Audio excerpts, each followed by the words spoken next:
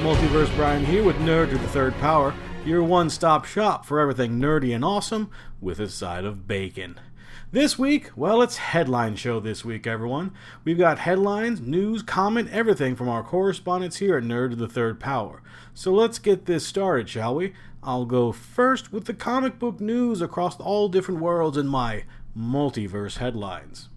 So I want to start everything off this week with Archie Comics. Archie Comics actually has two stories here going for them. The first one is actually the more recent one. It's that the Josie and the Pussycats will be returning to comics in a new ongoing series coming this September. This is a part of the relaunching that the Archie Comics had done for Archie and his world since last year. Critically acclaimed, though having some controversy, which I'll get to in a little bit later.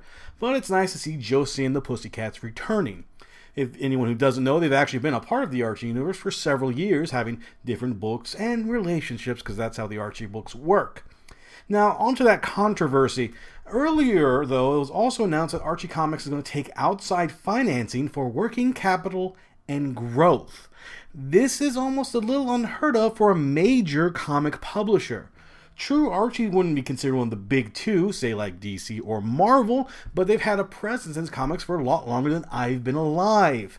To hear that a major comic book industry, even company that for that matter, is getting outside financing is a little worrisome. And this goes back to the failed Kickstarter they had earlier when they were relaunching the entire line. After the first Archie book came out, a couple of weeks went by, and Archie announced a Kickstarter for the rest of their spin-off series. The idea was to get financing for these series, or at least end of financing, to help cover cost. Again, something that hasn't been heard of in any major publisher before or since. And now we find out they're getting money from an outside source. There's been no reason to think that Archie's in any sort of financial strait right now, except these odd turns that they are taking. I don't know if there's something we should be looking into more. I'm going to try to keep my eye on, see what's going on, but things are just not looking up for Archie right now. Hopefully, this is just all speculation and I am completely wrong. It has happened before.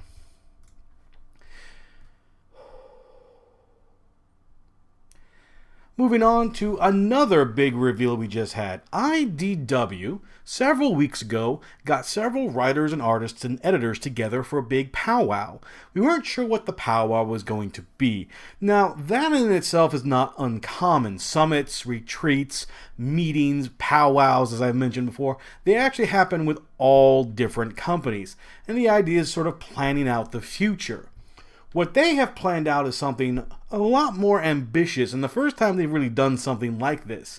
It looks like they've gotten together their Transformers, G.I. Joe, heck, anything Hasbro related under one single line. A Hasbro universe, if you will. And this doesn't just include Transformers and G.I. Joe. We're talking Micronauts, Rom the Space Knight, Action Man, Mask. Some of you might not even know what I'm talking about. Most of you do because you're awesome like that. But a lot of these are all Hasbro properties that they've had over the years. Now, this is also kind of close in time to the Hasbro Cinematic Universe that has been rumored around for a long period of time. We don't know if there's a connection here or IDW thought, hey, let's do it first.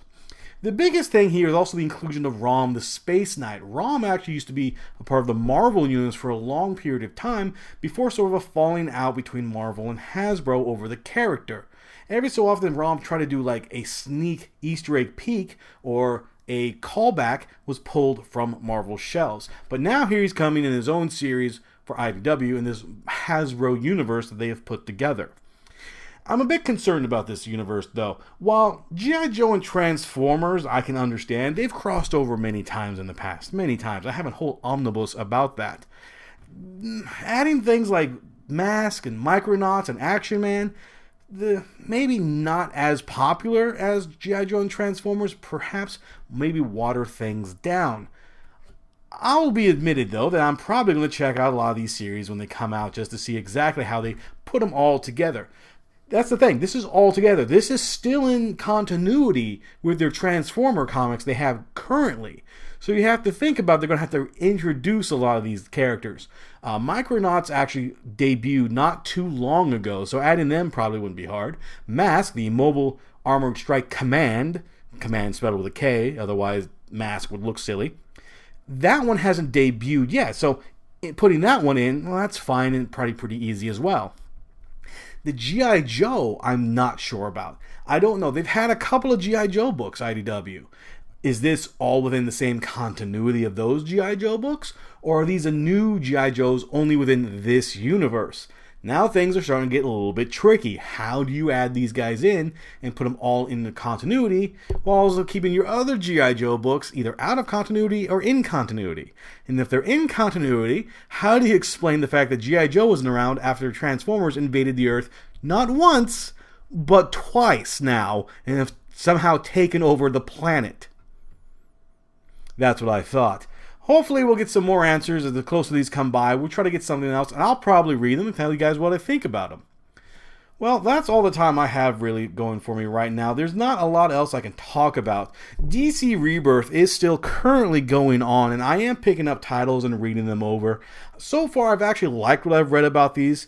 I was going to mention how I felt about the whole idea of the Rebirth and the Rebirth special issue that came out when I was talking about Captain America, but unfortunately that was just too much for one episode. What I may do is probably wait until some of the Rebirths have come out and I can kind of gauge, see how things are going.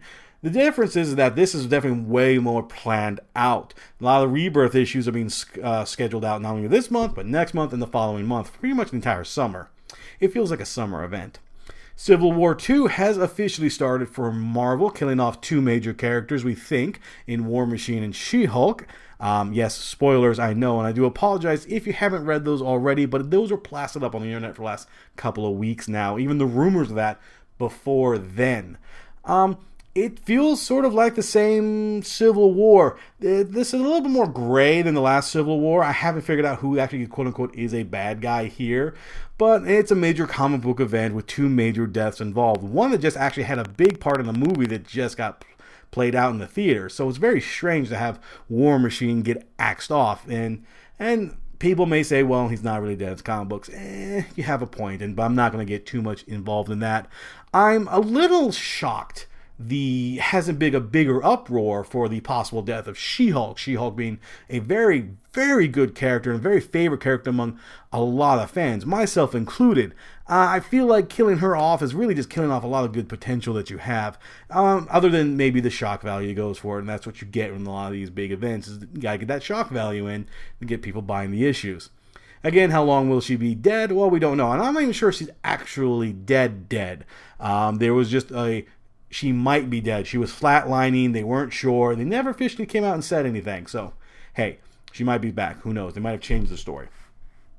That's all I've got so far again this week. A little kind of insight into what I've been reading and what's been going around in the comic book world. I'll hopefully get some more information of these stories and my thoughts about different issues coming up for future shows. But I've taken enough of the airwaves. I'm going to move everything over to Kat. Kat, our anime correspondent. Kat, what do you have for us? Thank you.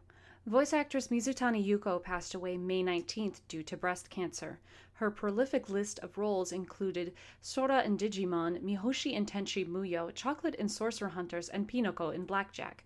She also played Sakura Sakiko in the long-running Chibi Maruko-chan series. Her successor for the role has not yet been announced. She was 51. Singer Tomita Mayu, who was brutally attacked last month, has finally regained consciousness. The 20-year-old idol suffered nearly 24 stab wounds on the neck and chest May 21st. The wounds she suffered on her neck were critically deep, but no major organs were damaged. Her assailant was 27-year-old fan Iwazaki Tomohiro, who attacked her after she reportedly returned a gift he had sent her. Tomita had spoken to the police about Iwazaki earlier in the month after she claims he had been sending her messages on her blog and Twitter. Iwazaki is currently being evaluated by the Tokyo District Public Prosecutor's Office to see if he is sane enough to be held criminally liable for his actions. Other than regaining consciousness, there is no word on Tomita's health. We at Nerd to the Third Power wish her a speedy recovery. Boom Boom Satellites bassist Nakano Masayuki announced that the band's next EP will be its last. Lay Your Hands on Me is set to release on June 22nd, featuring 4 tracks and 22 minutes of music. The band is calling it their 10th album and consider it a work befitting of the final closing curtain of the band's history. The decision to end the band came after guitarist/vocalist Kawashima Michiyuki suffered his 4th brain tumor relapse August last year. The band also canceled concerts in November after his condition worsened. Nakano stated on the band's official Facebook page that Kawashima is suffering partial paralysis, relies increasingly on a wheelchair, and has trouble speaking.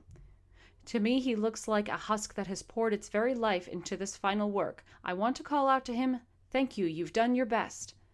The duo have been performing together since 1990 and debuted in 1995. In the 20-plus history year of the band, they've lent their music to several anime, including Death Note, Gundam UC, Guilty Crown, Appleseed, and one of their songs was featured in the Dark Knight film. Some time ago, it was reported that after his 4th relapse, doctors had given Kawashima only 2 years left to live. Whether that's still the case, he will spend his days with his family, officially retired from music. It is unknown at this time if Nakano will continue his music career. In happier news, because anything is happier than all the stuff I've just said, Funimation has licensed what is considered by many to be the very first Japanese feature-length animated film, Momotaro Divine Sea Warriors. Funimation was one of the backers of the digital restoration of the film, which for a long period was thought to be lost. The film was originally produced as propaganda during World War II and was thought to have been destroyed during the American occupation. Negatives of the film were found in the 80s, but this is the first time Momotaro will be available digitally. Funimation will distribute it here in the US, and Anime Limited has licensed it in the UK. Another classic to make its way to our viewership is the 1978 children's film Ringing Bell. Crunchyroll just picked up the streaming rights and has made the movie available both subbed and dubbed on their website. Ringing Bell was released in the US in the 80s and is relatively unknown here, but it should be because holy shit guys, this film. Ringing Bell, for those who don't know, is a quaint animated film about a sweet little lamb with a cute little bell around its neck whose mother is viciously killed by a wolf, and he seeks out revenge but ends up becoming the wolf's disciple and indiscriminately killing as he pleases. And what the fuck? Why would anybody license a children's movie that's obviously not meant for children? Well, what's done is done. Check it out on Crunchyroll if you ever feel like hating the universe. Discotek even has it on DVD if you wish to purchase traumatizing material. Funimation's license on the original Fullmetal Alchemist series will lapse at the end of July. Same deal as Brotherhood, guys. They'll stop streaming and no longer reprint any of the home video releases, so once it's gone, it's gone. Brotherhood and Conqueror Shambhala expired in March, and there's no word yet on Sacred Star of Milos, but it's a safe bet that the license for the film will probably expire and not get relicensed in the near future. Oh my god, I was going to stop here, but I just can't have this many negative stories and end it like this. This has been kind of dark, so here's a couple of quick notes of stuff that's actually kind of good. Seven Seas Entertainment has partnered with Barnes & Noble to digitally distribute their manga on the Nook app, so now a bunch of their titles like Sacred Blacksmith and Dance in the Vampire Bund are available to all 12 of you Nook users. Comixology has launched a paid subscription service, so for $5.99 a month you can get access to comics and graphic novels, which you can download and take on the go. Most of their manga lineup are first issues coming from Dark Horse and Kodansha, so you have titles ranging from Attack on Titan to Your Lie in April to Sherlock Bones. Starting this month, Amazon Japan is making 12 shows available to Prime members in the US, UK, Germany, and Australia. It's a combination of a few J-dramas like Happy Marriage and Baby Steps, a few variety shows, a few documentaries, plus Kamen Rider Amazons, and Ultraman Orb. They'll find their way onto Prime after their TV debut in Japan, some of which start at the end of this month, some next month, some aren't going to start until early next year. You'll just have to look it up to figure out which one's which. And finally, the super secret Cardcaptor Sakura manga project that Kodansha announced a few weeks ago will be getting an anime. No other details known, we just know it's going to happen, so yay! Anyway, that's all I've got going on in the anime and manga world. That's all the headlines we got this week. Thank you all for listening. If there is something we missed or there is a topic you wish us to discuss in the future, please leave a comment below. Join our Facebook page. You can join our Ask a Geek thread in there. Ask us questions as we have everything going on. Also, check out all the Twitter accounts from our Nerd to the Third Power correspondents in the description below. Please like and subscribe, and hopefully we'll see you all here again next week. Taka, play us out.